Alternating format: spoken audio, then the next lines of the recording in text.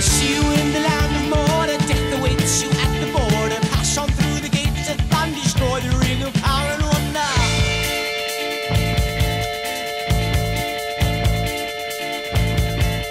Welcome back to the city of Minas Tirith.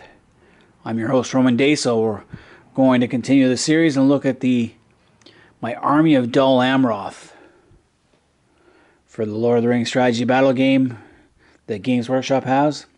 And as you can see,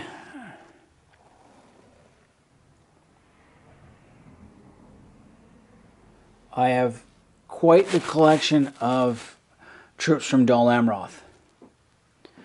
Now, in the Peter Jackson movies, Prince Imrahil and the Knights of Dol Amroth do not appear in the movies, and it's really sucked. I really wanted to see Prince Imrahil. He's the uncle of Boromir and Faramir, the brother-in-law to Denethor. He's a pure-blooded Dunedain, and looks like he has elven blood in him because his family, somewhere far back, married a elven maiden, a sylvan elf. Not a highborn elf, but a sylvan elf during the time of Imrahil. So Prince Imrahil is a prince. He controls his own fiefdom in a place called Belfalas, and he has his seat of power on the site of the port city of Dol Amroth, which is a pretty good fortification. It's a place you never visit in Middle-earth, but you hear about. And during the War of the Ring, he brings a company of Swan Knights and 700 men-at-arms to help defend the city of Minas Tirith. Interestingly enough, none of these soldiers go to the battle at Osgiliath to prevent the crossing, to hold the crossings of the Anduin, nor are they in the forts along the Ramus Echor. The only time you see them in action, you see the Swan Knights rescue Faramir when he's retreating back from the wreck of the Causeway forts, and he's retreating towards Minas Tirith, and the enemy overtakes him, and men are starting to rout. Imrahil of Amroth, with his Swan Knights and all the cavalry that Gondor has, spring into action and rout the pursuers. Then Amroth comes through the gates with Faramir on his saddle, who badly wounded, and helps Gandalf with the defense of Minas Tirith. He's there more for support, but he doesn't really take the leading role in actually deciding Gondor's fate, considering he's the next highest. After Denethor and Faramir, he's the next highest in seniority and rank. So he's kind of underutilized in that sense. But let's get on with this. So the first thing I ever bought for Dol Amroth was the Knights of Dol Amroth. I got the box set from Games Workshop. It comes with 6 plastic knights. This is one of the more expensive box sets at $60. Interesting, it comes with different style shields. I like that. Different poses. I've used this before, so a lot of them are broken off. Can't do anything about that. I've gone with the typical blue and white that they show. From a design standpoint, they look really cool. The Knights of Dol Amroth are the heavy cavalry of Gondor. Gondor doesn't have a lot of cavalry itself, and Dol Amroth provides a small nucleus of heavy cavalry. There are other cavalry units that would consider to be heavy, but not like these guys. The other Gondorian cavalry would be considered medium cavalry. The riders of Rohan would range from some heavy cavalry all the way to light cavalry. It's one of the drawbacks to Gondor. They never had a huge cavalry force. They always had to rely on Northmen or southern cavalry units during their long history. But these guys are fun to play with.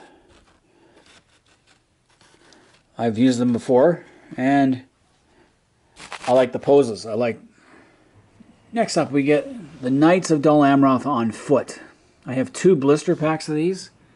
As you can see, I paid probably $16 for the first one, but then only $8 for the second one, because I bought them from Fan of the Sport. And I bought them early on for the first one, so I didn't get a half price off. It was later I bought the second one.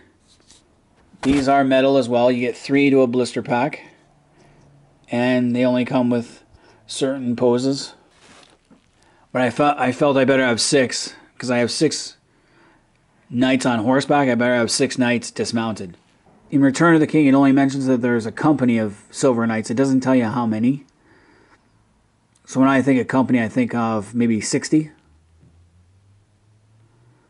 60 to 120, depending. Because heavy cavalry is expensive, though there could be as many as 300. So it's up to you. And then in that case, I'd use the stats from Middle-earth role-playing for Dol Amroth to determine how many heavy knights they have. Alright. Next up, we get a captain of Dol Amroth. I also got this from Fan of the Sport 3 or 4 years ago, and I paid $20 for these two. One is mounted, one is on foot. They are metal. I gave him a different type cloak to denote his rank, so he's got gray, but he still has all the blue stuff, blue and whites. Then we go to the Men-at-Arms of Dol Amroth. This is a blister pack of 4 resin figures. Now they're saying Men-at-Arms, but they don't say they're pikemen. That's a Games Workshop invention, that they're being pikemen. They probably would have had spears, long spears, and with swords. I really need to get another pack of this. There's supposed to be 700 of these guys in the War of the Ring. 700 men-at-arms come to help with the defense of Minas Tirith. Pikemen would be useless on the walls. They'd be more for defending along the gate. From a design standpoint, I like the design the Games Workshop came up with.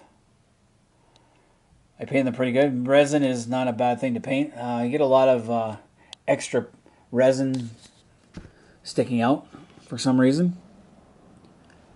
And there's only a couple of poses that they have.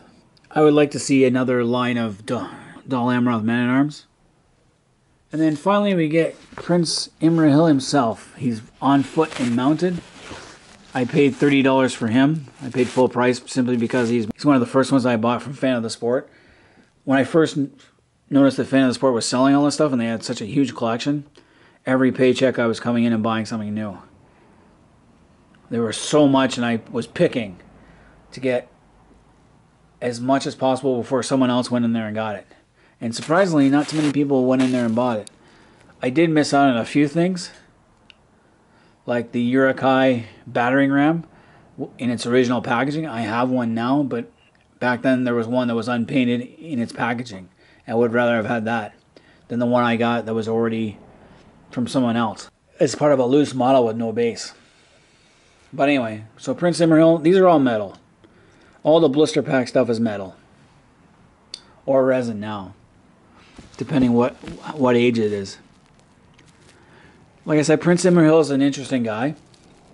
It doesn't tell you in Lord of the Rings who's defending his city, and like obviously Dol Amroth, he didn't leave it undefended. It's a major port on the western side of Gondor. He would have left somebody in charge. And being the age he is, he probably has a son back home. He's probably already married.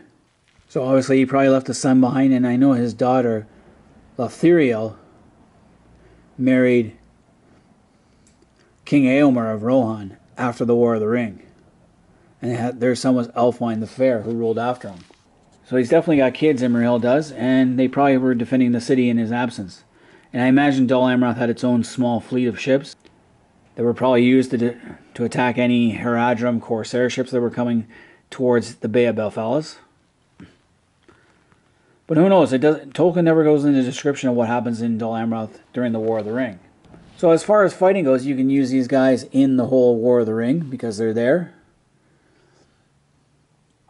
And you can also use them for after Lord of the Rings, because Prince Imrahil in the Swan Knights are the heavy cavalry of Gondor, would be used to reclaim Ithilien and probably Harondor, and maybe even go down and retake Umbar. Restore the old Gondorian Empire. So some really unique units, really cool units. From a design standpoint, they're awesome. And they're a lot of fun to play with. So all you Lord of the Rings strategy battle game fans, let me know what you guys think about playing with these guys. Was it pretty good? And anyone who's a Lord of the Rings fans, let me know what you guys think. Till next time, I'm Roman Daysel. I am out of here.